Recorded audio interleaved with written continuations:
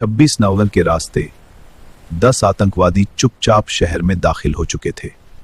सभी पाकिस्तान आधारित आतंकी संगठन लश्कर-ए-तैयबा से जुड़े थे। इनका मकसद था मुंबई को दहशत में डुबो देना। वे अलग अलग समूहों में बंट चुके थे और अपने अपने लक्ष्यों की ओर बढ़ रहे थे। सबसे पहले हमला हुआ Chhatrapati Shivaji terminus railway station पर, जहां आम नागरिक अपने घरों को लौट रहे थे। अचानक गोलियों की आवाज ने पूरे स्टेशन को दहला दिया। इसके बाद आतंकियों ने ताजमहल पैलेस होटल और ओबरॉय ट्राइडेंट होटल को निशाना बनाया। मुंबई के दिल में आग और गोलियों का सिलसिला शुरू हो चुका था।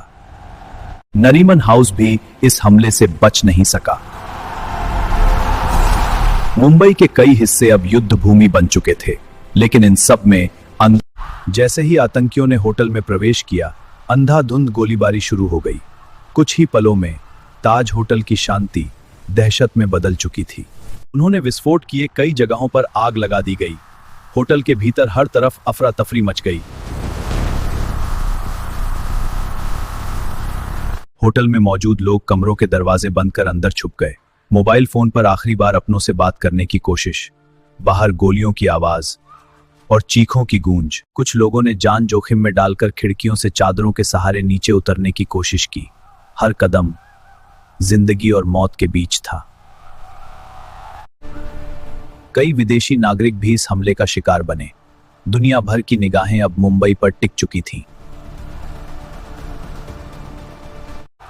यह हमला अंतर्राष्ट्रीय स्तर पर सुर्खियों में आ गया। ताज होटल अब केवल एक इमारत नहीं था, यह आतंक की रात का प्रतीक बन चुका था, और यह रात अभी खत्म नहीं हुई थी। हमले की खबर मिलते ही मुंबई पुलिस ने तुरंत मोर्चा संभाल लिया, लेकिन स्थिति बेहद जटिल थी। होटल के अंदर सैकड़ों लोग फंसे हुए थे और आतंकवादी अलग अलग हिस्सों में छिपे थे। स्थिति की गंभीरता को देखते हुए दिल्ली से भारत की विशेष commando force national security guard यानी NSG को बुलाया गया। देश की सबसे प्रशिक्षित टुकड़ी अब इस जंग में उतर चुकी थी। कमांडो होटल की छत पर उतरे और ऑपरेशन शुरू हुआ। एक एक कमरे की तलाशी, हर दरवाजे के पीछे अनिश्चितता, हर कदम पर खतरा। यह कोई सामान्य अभियान नहीं था। आतंकवादी लगातार जगह बदल रहे थे। कमांडो बिना रुके घंटों तक तलाशी अभियान चलाते रहे। यह ऑपरेशन लगभग 60 घंटे तक चला, 26 नवंबर की रात से 29 नवंबर 2008 तक।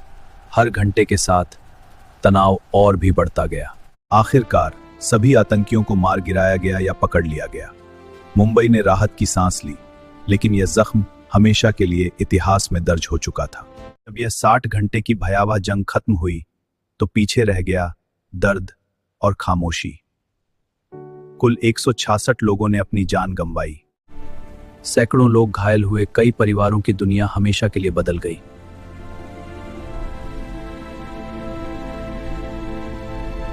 कई बहादुर पुलिस अधिकारी और कमांडो इस ऑपरेशन में शहीद हो गए। उन्होंने अपनी जान देकर सैकड़ों जिंदगियां बचाईं। ताज होटल का ऐतिहासिक ढांचा बुरी तरह क्षतिग्रस्त हो चुका था। यह सिर्फ पत्थर और दीवारों का नुकसान नहीं था। यह केवल एक इमारत पर हमला नहीं था, बल्कि भारत की आत्मा पर हमला था।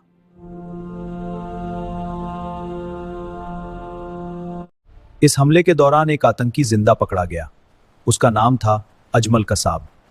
वह इस पूरी साजिश की सबसे अहम कड़ी बन गया। पूछताछ के दौरान उसके बयानों से पूरी साजिश का खुलासा हुआ।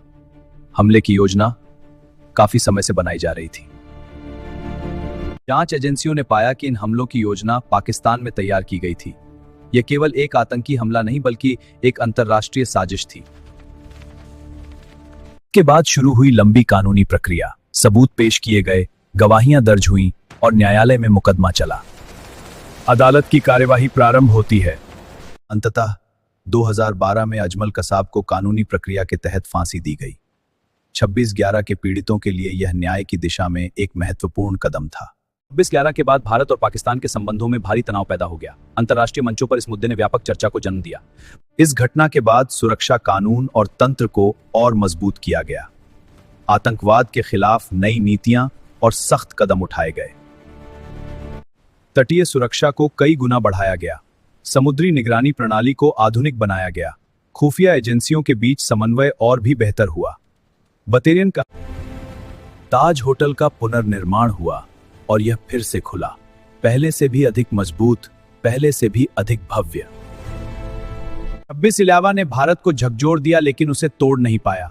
यह केवल एक शहर की कहानी नहीं थी, यह राष्ट्र की दृढ़ता की कहानी थी। एक संदेश, भारत झुकता नहीं। 26/11 केवल एक तारीख नहीं है, यह याद दिलाती है कि आतंकवाद कितना विनाशकारी हो सकता है, लेकिन यह भी दिखाती है कि एकजुट होकर हम हर चुनौती का सामना कर सकते हैं।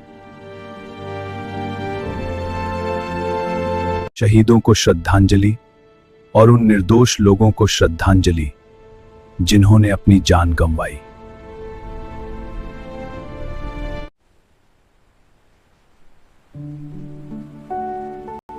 हम याद रखेंगे और हम मजबूत रहेंगे।